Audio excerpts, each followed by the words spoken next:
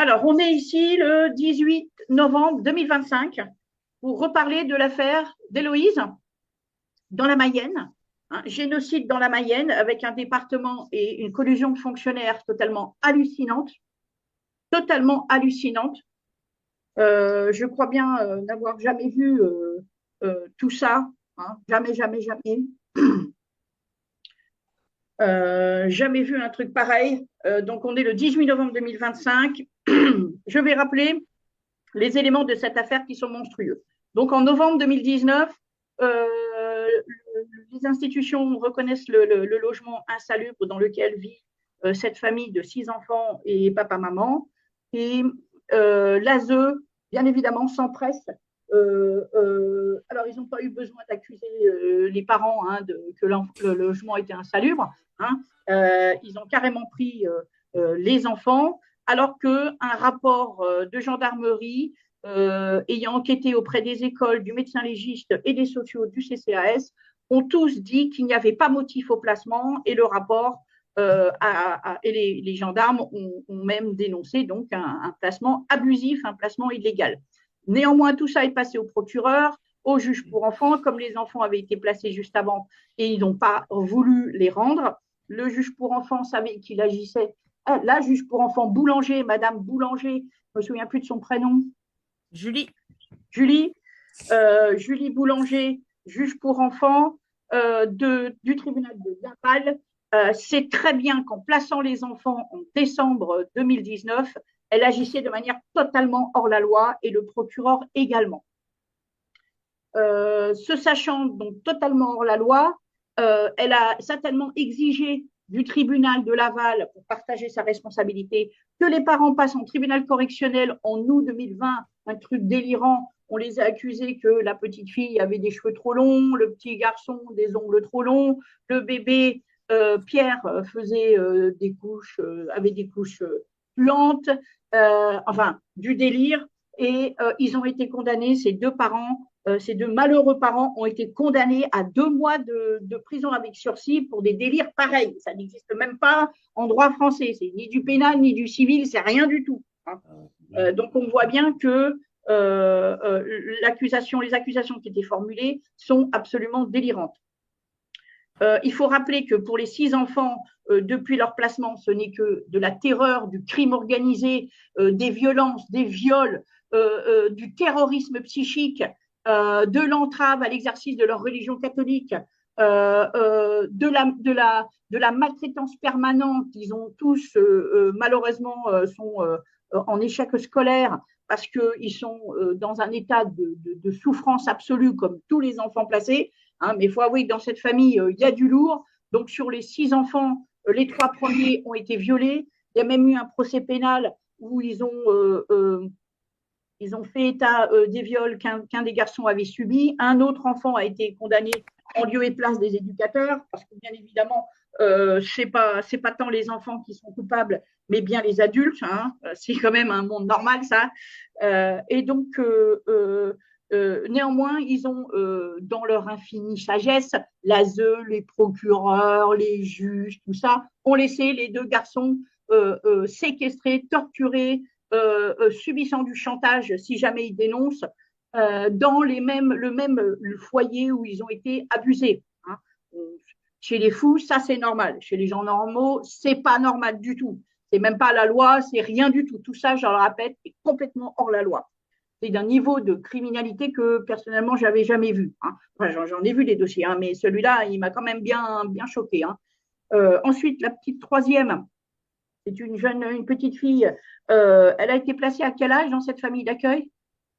Vers 3 ans, 4 ans. 4 ans. À 4 ans, elle est violée depuis des années par le père et le fils de la famille d'accueil, pour lequel il n'y a eu ni enquête, ni rien du tout. Tout va très bien et elle y est toujours depuis novembre, décembre 2019. Ensuite, Janvier. Janvier 2020. janvier 2020. Ok, janvier 2020. L'un des bébés, le petit bébé, donc c'est Pierre, qui avait 7 mois quand il a été volé, il faisait 9 kilos. Il faut comprendre que 4 ans plus tard, au sein de l'ASE, cet enfant faisait toujours 9 kilos.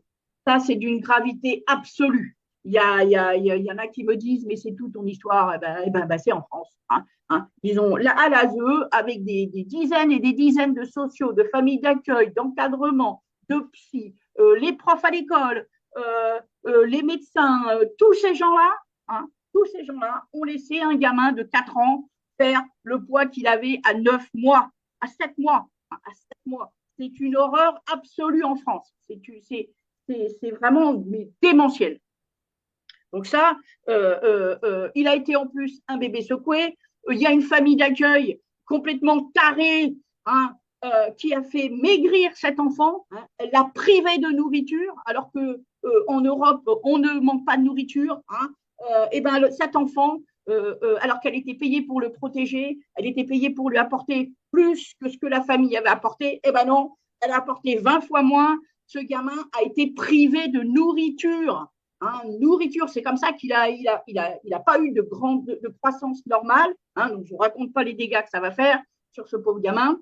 Il n'a pas eu une croissance normale, mais en plus, on l'a privé, on lui a fait faire une croissance inversée. Comment et depuis quand on fait maigrir un bébé? Espèce de taré de famille d'accueil. Donc les tortures psychologiques, il a été un bébé secoué dans une autre famille. Bref, il a circulé dans plusieurs familles d'accueil complètement dingues, qui l'ont complètement détruit et massacré. Et ça va se coûter très très cher. En plus un jour, il a été amené chez des médecins. Ils se sont rendus compte qu'il avait des testicules noirs et le médecin a refusé de le soigner. Le pédiatre, il aurait dû faire un signalement de mauvais traitement. Il aurait dû faire une dénonciation. Il aurait dû péter un câble et faire même à la télévision. Parce que ce qui se passe, c'est très grave. Tout ce système est, encore une fois, censé faire 10 fois mieux que les parents et il fait 15 fois pire, 100 fois pire. Donc, il y en a ras-le-bol de ces fous. Et puis l'autre, le cinquième, enfin c'était le quatrième. Le quatrième, lui, il a des problèmes d'asthme, il est lui aussi dans un marasme absolu, il est en grande souffrance, etc.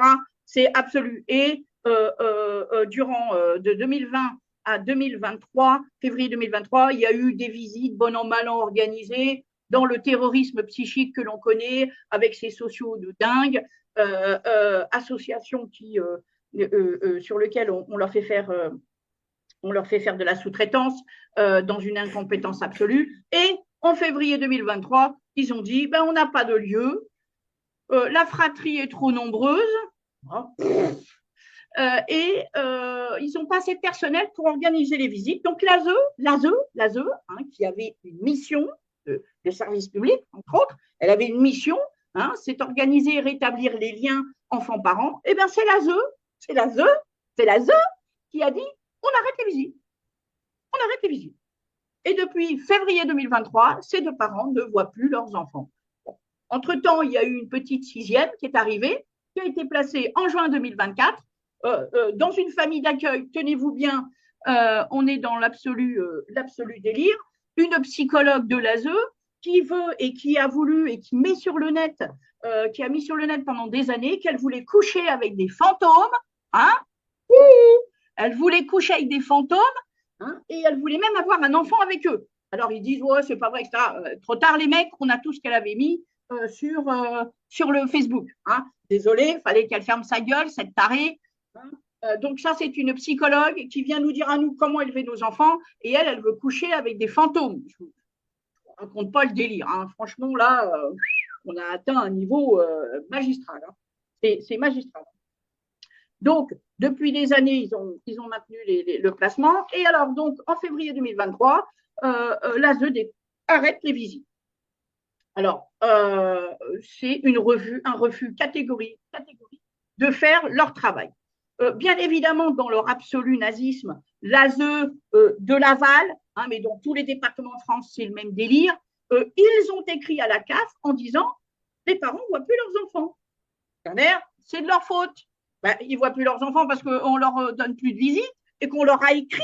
Nous avons le mail de M. Marzolier, oui. Marzolier, parce qu'alors lui, il a fait génial, c'est super d'ailleurs, merci à M. Marzolier, parce il a fait un mail à la famille en disant on arrête la visite.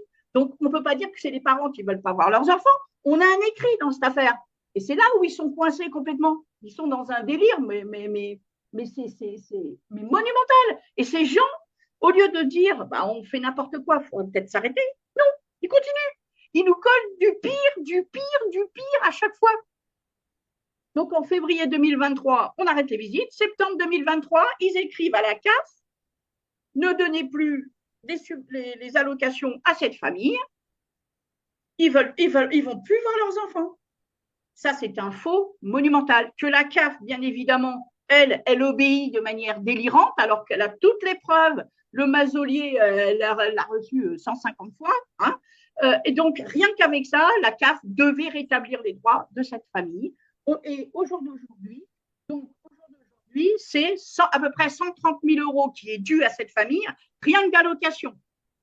Les allocations, l'ASF, l'AEH, les APL, etc., etc. C'est un cumul de 130 000 euros qui lui est spolié. Alors la Au maman minimum. sort les... Hein. Au minimum, puisque l'AEH, ça a été calculé seulement pour 2 enfants. Or, par rapport au dossier médical qu'on a eu énormément de difficultés à obtenir auprès du CHU de Laval, Ouais, il n'y a pas 2 enfants, mais 4 enfants déclarés handicapés depuis le placement. voilà. Donc, il C'est-à-dire y que a donc, bien plus d'ASF, bien plus, d'AEH, pardon. exactement. Et ça veut dire aussi que le département, dans son infinie criminalité, hein, et il faut que ça s'arrête, cette histoire, il faut que ça s'arrête, hein, dans son infinie criminalité, crée des douleurs, des souffrances absolues, comme dans les camps de concentration. Hein, je répète, Azeux, c'est un camp de concentration dont les barbelés sont constitués de la peur des parents. Mais c'est un camp de concentration. On y fait les mêmes horreurs. D'accord. Et donc, l'Azeux crée des souffrances aux enfants et ensuite, ils prétendent que les enfants sont handicapés. Mais c'est ce que faisaient les nazis, bordel. Ils faisaient ça. Ils alléguaient, ils disaient, oh, bah voilà, maintenant t'es comme ça, bah allez hop. Mais eux, dans ce système moderne, ils gagnent de l'argent aux souffrances qu'ils font parce que toutes ces allocations reviennent au département.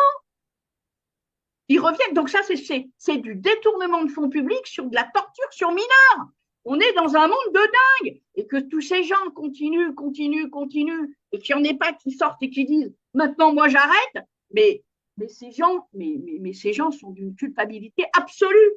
Parce que personne ne les menace de mort. Ses parents sont des gens ultra gentils. Ils attendent juste que ces gens se réveillent et redeviennent des êtres humains. Mais non, on n'y arrive pas. On n'y arrive pas à les faire devenir des êtres humains. Ils sont complètement scotchés sur leur délire. Et puis, j'ouvre le parapluie, ben non, c'est pas moi, c'est l'autre. Il y a de moins en moins de sociaux qui veulent s'occuper de cette affaire parce qu'ils ont tellement fait n'importe quoi que les autres, ils commencent à se dire, je vais pas me coltiner tes conneries. Donc, ceux qui restent dans cette affaire, ce sont ceux qui, à la base, ont déjà fait des horreurs. Donc, pour se prémunir et se protéger prétendument des premières horreurs, ils continuent à en faire. Mais ça, c'est des comportements de fous. C'est des comportements de fous. Voilà, il n'y a que les fous qui n'arrêtent jamais leurs crimes. Il n'y a que. Depuis 2023, il n'y a plus de visites, il n'y a plus d'allocations. Ils ont même été jusqu'à voler à la mère son RSA. Ah oui, tenez-vous bien, hein, le RSA qui est insaisissable. Hein. Donc, tout le monde, puisque les parents se sont séparés, ils ne sont plus maritalement, ne vivent plus maritalement, mais par contre, ils sont obligés de vivre dans ce logement, puisque l'ASE leur refuse des aides pour trouver un nouveau logement. D'accord. Donc, en Mayenne, vous avez 500 étrangers qui sont venus à qui on leur a collé un logement social, mais ces Français-là, on leur refuse leur logement, alors qu'ils sont prioritaires, puisqu'ils ont des enfants placés. Donc, ni l'un ni l'autre n'a pu obtenir